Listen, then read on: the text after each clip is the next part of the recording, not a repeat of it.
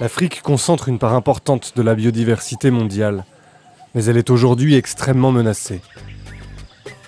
Les causes sont multiples, mais toutes sont imputables à l'homme. La perte d'habitat naturel causée par l'urbanisation galopante, la dégradation des écosystèmes par l'expansion de l'agriculture ou encore le braconnage sont les principales menaces qui pèsent sur l'environnement en Afrique.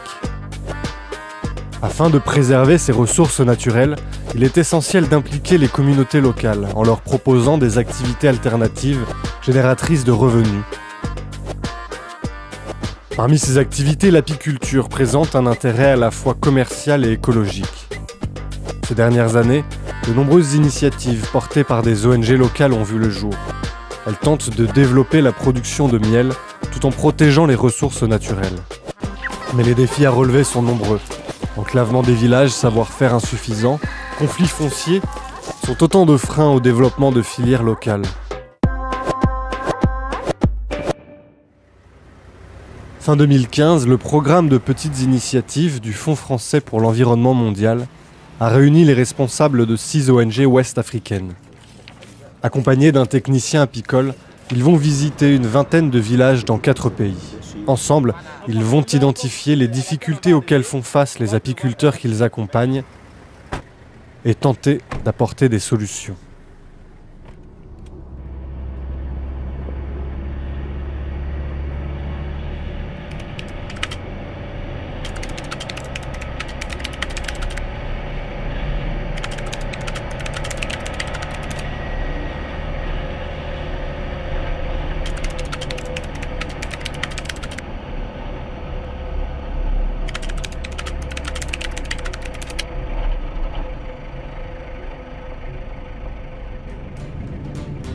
Dans cette région du Burkina Faso, des aires protégées, gérées directement par les villageois, ont été mises en place. Les ZOVIC, zones villageoises d'intérêt cynégétique.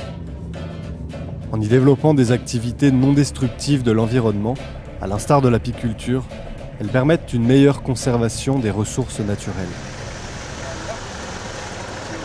L'apiculture permet aux communautés, aux groupements villageois de gagner de l'argent. Et si le monsieur a de l'argent, ça évite qu'il aille dans les ZOVIC, qu'il aille couper les arbres pour vendre, gagner de l'argent, qu'il aille tuer des animaux pour gagner de l'argent. Ouais, donc ça permet aux communautés d'avoir un peu d'argent et de laisser les ZOVIC là tranquilles. Sous l'arbre à palabres, les membres de la caravane questionnent les apiculteurs sur leurs pratiques.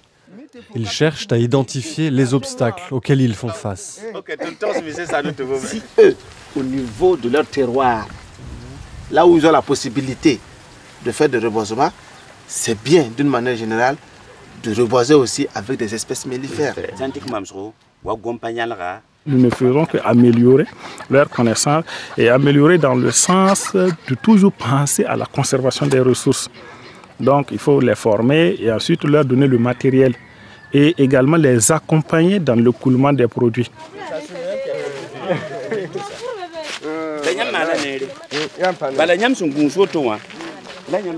Dans un rucher à l'écart du village, les abeilles ont été chassées par les termites.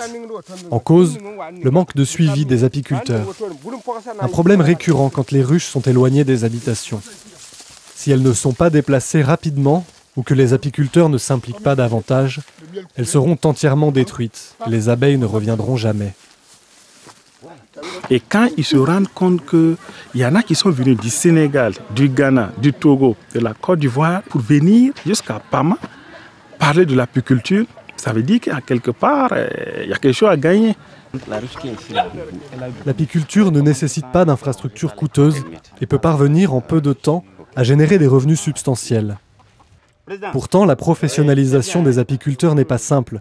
Elle nécessite une remise en question des habitudes et une réorganisation du travail. Le défi pour ces ONG est d'identifier les personnes les plus réceptives qui porteront le changement au sein de leur communauté.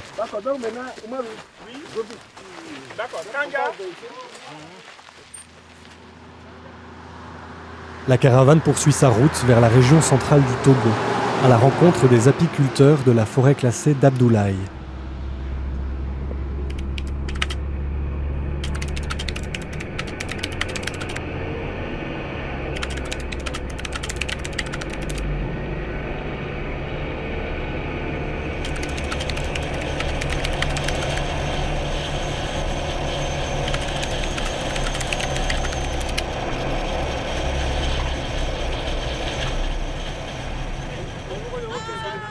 Depuis 2013, l'ONG togolaise Action environnementale pour le développement durable accompagne d'anciens chasseurs dans leur reconversion en mettant en place des activités plus respectueuses de l'environnement.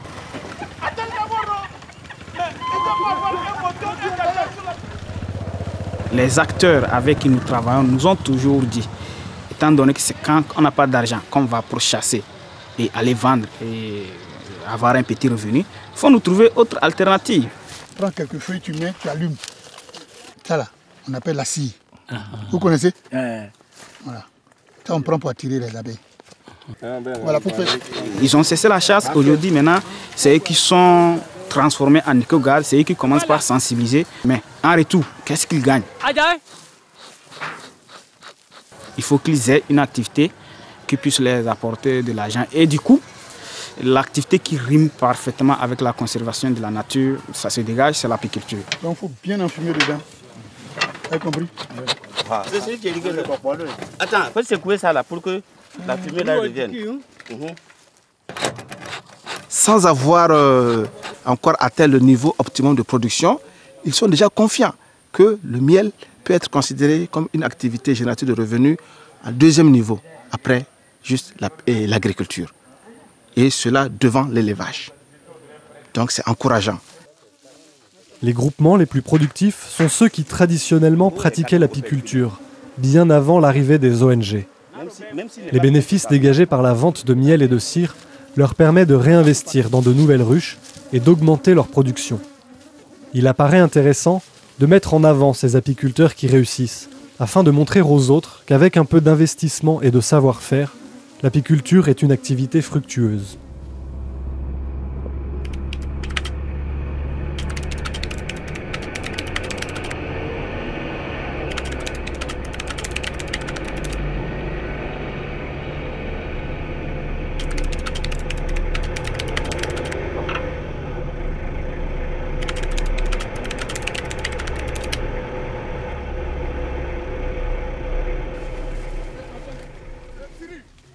Initialement, dans le projet, il était prévu que les 100 mètres les plus proches du parc national de Togoro Sud, qui ont été rétrocédés aux communautés par l'État, puissent être réservés pour des activités dégradant le moins l'environnement, comme l'apiculture.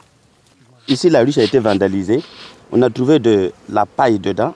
Et maintenant, nous sommes en train d'enlever la propolis pour nettoyer la ruche. Tu vois que les abeilles ne peuvent même pas piquer. Elles sont fatiguées. Elles ne peuvent rien faire. Donc, il faut quand même mettre de l'ordre pour les aider. Vu la forte pression qu'il y a sur la terre au niveau des communautés riveraines du parc pour les besoins d'agriculture, un problème s'est rapidement posé. Donc, d'autres personnes sont arrivées, sont en train de détruire les ruches et installer leurs champs à la place. Et malheureusement, on fait des traitements phytosanitaires alors qu'on a les ruches à côté. Rendez-vous avec l'adjoint au chef du village afin de mieux comprendre les causes de ces destructions de ruches qui mettent en péril la réussite du projet. Donc c'est comme si vous allez installer vos ruches dans la zone rétrocédée de notre village. Voilà. Ça ne va jamais marcher. Maintenant, prendre le RA, amener où? Voilà une autre question. Je vais rendre fidèlement compte au chef. Voici sera de retour. Et sans tarder, je vais vous souhaiter mon retour et bonne suite des travaux. Merci. Oui.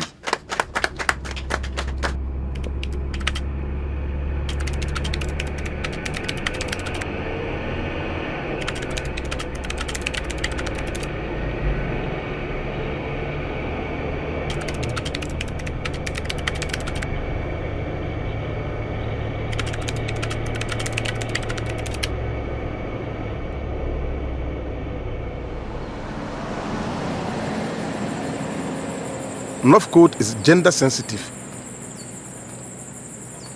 We think that women are basically those who provide the needs of the family in this part of the country. We feel that with this beekeeping, when we involve the women, they'll be able to generate extra income to support their families. That's why we prefer the women to be part of the program in larger numbers than the men. Particulièrement au Ghana, je vois qu'il y a beaucoup de femmes qui s'intéressent vraiment à l'apiculture, ce qui n'est pas pareil au Burkina, comme au Togo ou bien en Côte d'Ivoire. Et on l'a dit, l'apiculture, ça rapporte. Et si les femmes produisent bien et qu'elles gagnent de l'argent, c'est le bonheur de la famille, ce qui n'est pas le cas chez l'homme.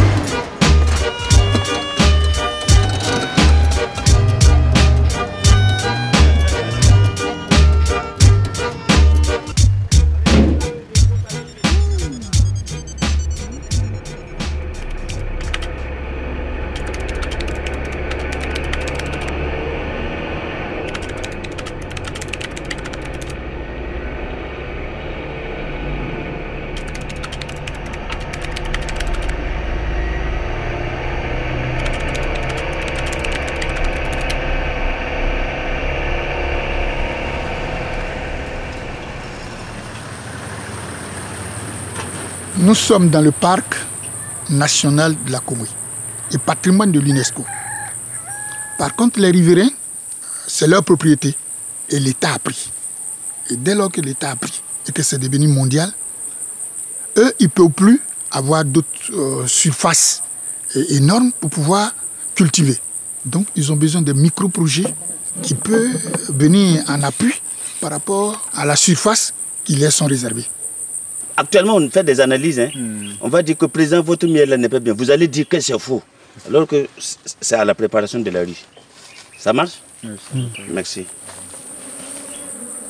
La caravane a permis en sorte que nous ayons d'autres expériences. Ça nous donne maintenant un engouement et de l'importance même d'ailleurs de l'apiculture, surtout en Afrique.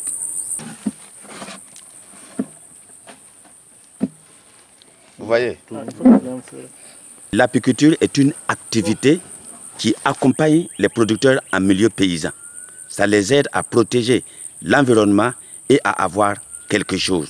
Parce qu'une fois que leurs ruches sont dans la forêt, leur cœur est également là-bas parce que c'est leur trésor.